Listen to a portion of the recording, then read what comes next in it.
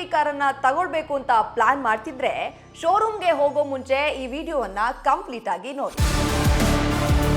EV car ತಗೊಳ್ಳೋದು ಬರೀ ಒಂದು ಸಿಂಪಲ್ ಡಿಸಿಷನ್ ಅಲ್ಲ, ಅದೊಂದು ಪಕ್ಕಾ mathematics. Petrol versus EV running cost ಎಷ್ಟು,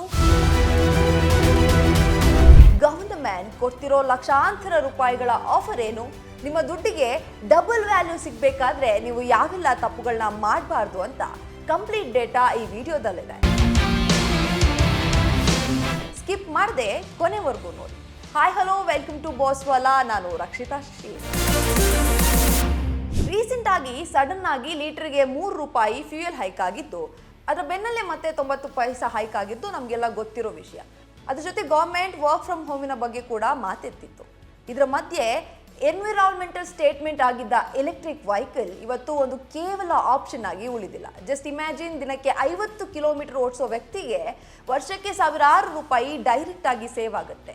ಅದಕ್ಕೆ ತಜ್ಞರು ಹೇಳ್ತಾರೆ, ಇವಿ ಅನ್ನೋದು ಬರೀ ವೆಹಿಕಲ್ ಅಲ್ಲ, ಇದು ನಿಮ್ಮ ಪರ್ಸನಲ್ ಬಜೆಟ್ಗೆ ಸಿಕ್ಕಿರೋ ಒಂದು ಫಿನಾನ್ಷಿಯಲ್ ಹೆಡ್, ಅಂದ್ರೆ ಆರ್ಥಿಕ ರಕ್ಷಾ ಕವಚ ಅಂತ. ಅದ್ರ ನೆನ್ಪಿಡಿ, ಇವಿ ಕಾರ್ ತಗೊಂಡ ತಕ್ಷಣ ಮನಿ ಸೇವ್ ಆಗಲ್ಲ. ಇವಿ ಬೈಯಿಂಗ್ ಅಂದ್ರೆ ಬರೀ ಕಾರ್ ತರೋದಲ್ಲ, ಅದರ ರೇಂಜ್, ಮ್ಯಾನೇಜ್ಮೆಂಟ್, ಚಾರ್ಜಿಂಗ್ ಬಿಹೇವಿಯರ್ ಮತ್ತು ಬ್ಯಾಟರಿ ಹೆಲ್ತ್ ಅನ್ನ ಇಂಟೆಲಿಜೆಂಟ್ ಆಗಿ ಹ್ಯಾಂಡಲ್ ಮಾಡೋದು. ಇವತ್ತಿನ ವಿಡಿಯೋದಲ್ಲಿ ನಿಮ್ಮ ಇವಿಯಿಂದ ಕಂಪ್ಲೀಟ್ ವ್ಯಾಲ್ಯೂ ಫಾರ್ ಮನಿ ಹೇಗೆ ಪಡಿಬೇಕು ಅನ್ನೋದನ್ನ ಕಂಪ್ಲೀಟ್ ಗೈಡ್ ಇಲ್ಲಿದೆ. ಇಂಡಿಯನ್ ಇವಿ ಮಾರ್ಕೆಟ್ ಇವಾಗ ಕೇವಲ ಇನ್ಸ್ಪಿರೇಷನಲ್ ಪರ್ಚೇಸ್ ಆಗಿ ಉಳಿದಿಲ್ಲ, ಇದು ವ್ಯಾಲ್ಯೂ ಆಪ್ಟಿಮೈಸೇಷನ್ ಫೇಸ್ಗೆ ಶಿಫ್ಟ್ ಆಗಿದೆ. ಇವಿ ಬಯರ್ಸ್ ಕೇವಲ ಸ್ಟಿಕ್ ಪ್ರೈಸ್ ಅಂದ್ರೆ ಶೋರೂಮ್ ಬೆಲೆ ನೋಡಬಾರ್ದು, 5 ವರ್ಷಗಳ ಟೋಟಲ್ ಕಾಸ್ಟ್ ಆಫ್ ಓನರ್ಶಿಪ್ ಮತ್ತು ರೀಸೇಲ್ ವ್ಯಾಲ್ಯೂ ಕಡೆ ಫೋಕಸ್ ಮಾಡಬೇಕು. ನಮ್ಮ ದೇಶದಲ್ಲಿ ಇವಿ ಮತ್ತು ಐಸಿವಿ ಕಾರುಗಳ ನಡುವಿನ ಪ್ರೈಸ್ ಗ್ಯಾಪ್ ಕಡಿಮೆ ಮಾಡೋಕೆ ಗವರ್ನಮೆಂಟ್ ಕೆಲವು ಅದ್ಭುತ ಫಿಸ್ಕಲ್ ಲಿವರ್ಸ್ ನೀಡಿದೆ. ಆದರೆ ತುಂಬಾ ಜನ ಬಯರ್ಸ್ ಇದನ್ನ ಫುಲ್ ಆಗಿ ಯುಟಿಲೈಸ್ ಮಾಡ್ಕೊಳ್ತಾ ಇಲ್ಲ. ಡೆಲ್ಲಿ, ಗುಜರಾತ್ ಮತ್ತು ಮಹಾರಾಷ್ಟ್ರದಂತಹ ಮೇಜರ್ ಸ್ಟೇಟ್ ಇವಿಗಳ ಮೇಲೆ ಸಬ್ಸ್ಟ್ಯಾನ್ಷಿಯಲ್ ರೋಡ್ ಟ್ಯಾಕ್ಸ್ ಮತ್ತು ರಿಜಿಸ್ಟ್ರೇಷನ್ ಫೀಸ್ ಮನ್ನಾ ಮಾಡ್ತಿದೆ. ಜೊತೆಗೆ ನಾರ್ಮಲ್ ಕಾರುಗಳ ಮೇಲೆ 40% ಜಾಸ್ತಿ ಟ್ಯಾಕ್ಸ್ ಇದೆ. ಇವಿಗಳ ಮೇಲೆ ಕೇವಲ 5% GST ಮಾತ್ರ ಇದೆ. ಇದರಿಂದ ಆನ್ ರೋಡ್ ಬೆಲೆಯಲ್ಲಿ ಎಂಟ್ರಿ ಲೆವೆಲ್ ಕಾರುಗಳಿಗೆ ಸುಮಾರು 45,000ದಿಂದ 70,000 ಉಳಿತದೆ. ದೊಡ್ಡ SUVಗಳಿಗೆ ಬರೋಬ್ಬರಿ 2 ಲಕ್ಷದಿಂದ 4 ಲಕ್ಷದವರೆಗೆ ನೇರ ಡಿಸ್ಕೌಂಟ್ ಸಿಗ್ತದೆ. ಓಲ್ಡ್ ಟ್ಯಾಕ್ಸ್ ರೆಜಿಮ್ ಅಡಿಯಲ್ಲಿ ಇವಿ ಲೋನ್ ತಗೊಂಡ್ರೆ ಅದರ ಇಂಟ್ರೆಸ್ಟ್ ಪೇಮೆಂಟ್ ಮೇಲೆ ವರ್ಷಕ್ಕೆ 1.5 ಲಾಖ್ ರೂಪಾಯಿವರೆಗೂ ಡಿಡಕ್ಷನ್ ಕ್ಲೈಮ್ ಮಾಡಬಹುದು. ಹೈಯೆಸ್ಟ್ ಟ್ಯಾಕ್ಸ್ ಬ್ರಾಕೆಟ್ ನಲ್ಲಿ ಇರೋರಿಗೆ ಇದರಿಂದ ವರ್ಷಕ್ಕೆ 45,000 ರೂಪಾಯಿವರೆಗೆ ಡೈರೆಕ್ಟ್ ಟ್ಯಾಕ್ಸ್ ಸೇವಿಂಗ್ ಆಗುತ್ತೆ. ಇದರಿಂದ ನಿಮ್ಮ ಕಾಸ್ಟ್ ಆಫ್ ಬಾರೋವಿಂಗ್ ಕಮ್ಮಿ ಆಗುತ್ತೆ. ಇವಿ ಓನರ್ಶಿಪ್ ನಲ್ಲಿ ಜನ ಮಾಡೋ ಅತ್ಯಂತ ಎಕ್ಸ್ಪೆನ್ಸಿವ್ ಮಿಸ್ಟೇಕ್ ಅಂದ್ರೆ ತಮಗೆ ಬೇಕಾಗಿರೋದಕ್ಕಿಂತ ಹೆಚ್ಚು ಜಾಸ್ತಿ ರೇಂಜ್ ಇರೋ ಕಾರ್ ತಗೊಳ್ಳೋದು. ICE ವೆಹಿಕಲ್ ನಲ್ಲಿ ದೊಡ್ಡ ಫ್ಯೂಯಲ್ ಟ್ಯಾಂಕ್ ಇದ್ರೆ ಎಕ್ಸ್ಟ್ರಾ ಕಾಸ್ಟ್ ಏನೂ ಇರಲ್ಲ. ಆದರೆ ಇವಿಯಲ್ಲಿ ಬ್ಯಾಟರಿ ಅನ್ನೋದು ವೆಹಿಕಲ್ನ ವ್ಯಾಲ್ಯೂನ ನಿಯರ್ಲಿ 45% ಕಾಸ್ಟ್ ಪ್ರೊವೈಡ್ ಮಾಡುತ್ತೆ. ಅಲ್ಲದೆ ಸದ್ಯಕ್ಕೆ ಭಾರತದಲ್ಲಿ 2 ವೀಲರ್ಸ್ 3 ವೀಲರ್ಸ್ ತರಹದ ಬ್ಯಾಟರಿಗಳನ್ನು ಸ್ವಾಪ್ ಮಾಡೋಕೆ ಆಗಲ್ಲ.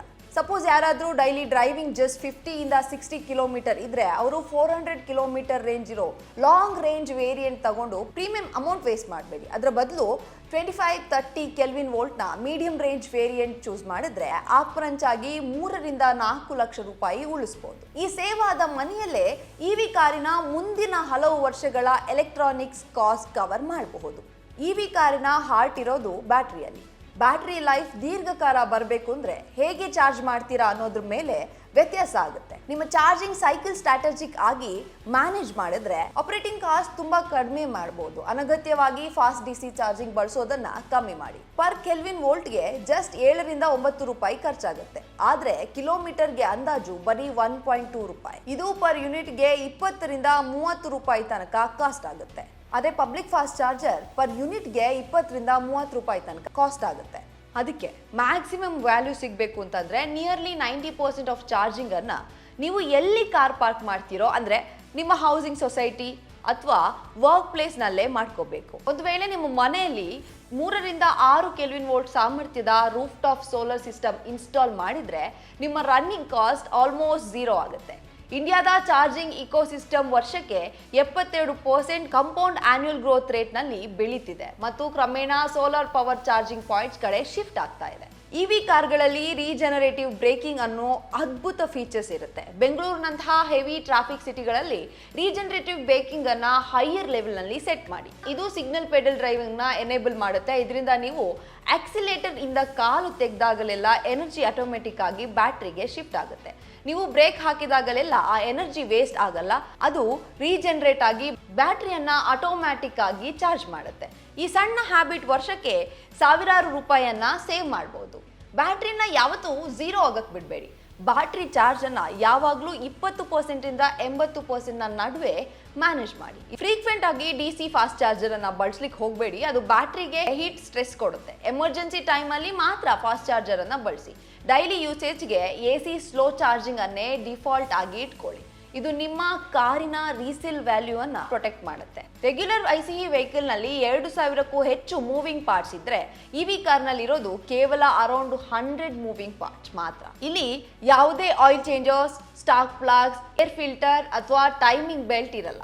ಒಂದು ಮಾಸ್ ಮಾರ್ಕೆಟ್ EVಯ ಆನ್ಯುವಲ್ ಸರ್ವಿಸಿಂಗ್ ಕಾಸ್ಟ್ ಜಸ್ಟ್ 2000ದಿಂದ 3000 ರೂಪಾಯಿ ಮಾತ್ರ. ಅದು ಕೂಡ ಇನ್ಸ್ಪೆಕ್ಷನ್ ಮತ್ತು ಕ್ಯಾಬಿನ್ ಫಿಲ್ಲರ್ಸ್ಗೆ ಅಷ್ಟೇ. 5 ವರ್ಷಗಳ ಪೀರಿಯಡ್ ನಲ್ಲಿ ಒಂದು ಟರ್ಬೋ ಚಾರ್ಜ್ ಡೀಸೆಲ್ SUVಗೆ ಕಂಪೇರ್ ಮಾಡಿದ್ರೆ EVಯಲ್ಲಿ 50,000ದಿಂದ 80,000 ರೂಪಾಯಿವರೆಗೂ ಸೇವಿಂಗ್ಸ್ ಮಾಡಬಹುದು. ಈಗ ಮಾರ್ಕೆಟ್ ಅಲ್ಲಿರೋ ಪ್ರಮುಖ EV ಸೆಗ್ಮೆಂಟ್ಗಳ 5 ವರ್ಷಗಳ ಟೋಟಲ್ ಕಾಸ್ಟ್ ಆಫ್ ಓನರ್ಶಿಪ್ ಮತ್ತು ರೀಸೇಲ್ ಪ್ರೊಜೆಕ್ಷನ್ ಅನ್ನ ಈ ಚಾರ್ಟ್ ನಲ್ಲಿ ಕಂಪ್ಲೀಟ್ ಆಗಿ ನೋಡ್ತಾ ಹೋಗೋಣ.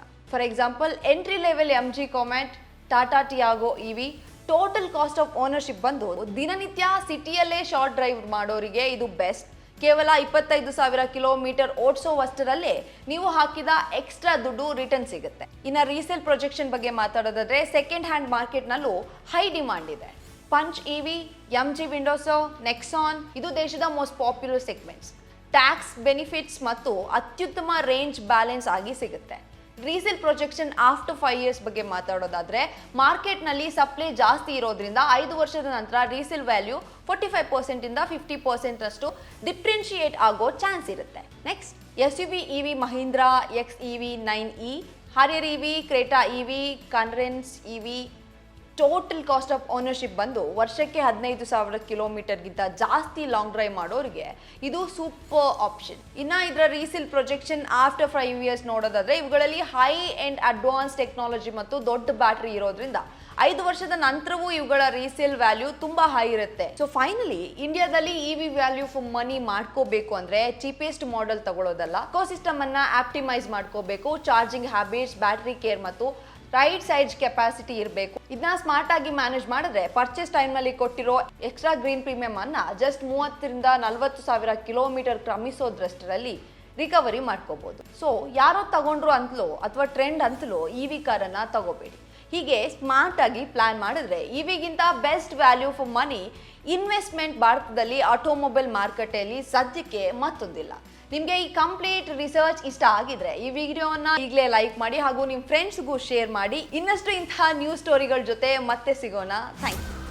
ಬ್ರ್ಯಾಂಡ್ ಪಾರ್ಟ್ನರ್ಶಿಪ್ ಮತ್ತು ಜಾಹೀರಾತಿಗಾಗಿ ಸಂಪರ್ಕಿಸಿ brand@bosswala.com. WhatsApp number 9108014192. Bosswala. Be the boss.